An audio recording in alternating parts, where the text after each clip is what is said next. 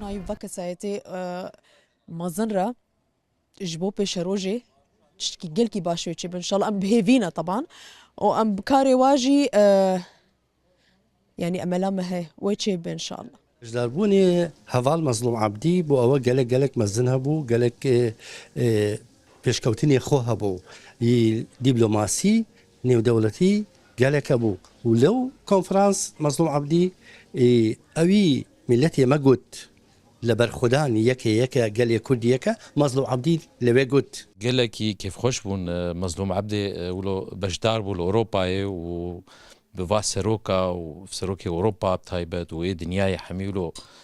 براستي ما باور ندكر وام تخوازن هينجي افتشتانا بيتر شي ببن سر استا دنياي حمي يعني وبراستي جي كيفي وام قلقي كيف خوش براسي قالكي ام كيف خوشي بونا وجبر ايرو كردما وجبر شعب سوري جبر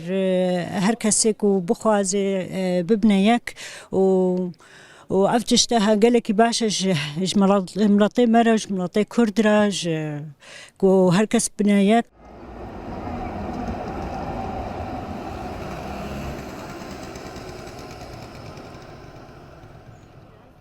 جبو ما في كردات شيكي جلكي باشا جبو دنجي كردا بجهي سراسري جهاني وسركفتن هريامة ان شاء الله شورشا شرفانا وكردي اوروبا ان شاء الله ولو ناتشي ودنجي ما بجهي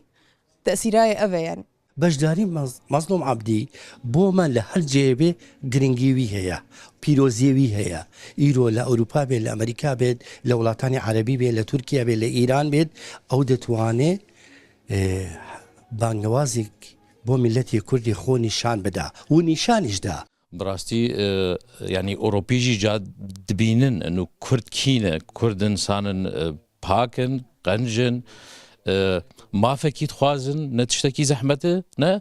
وبراستي بري افتش خويا نتكر بس اف چند سال نوروزي مزن شيبون كونفرانسي مزن شيبون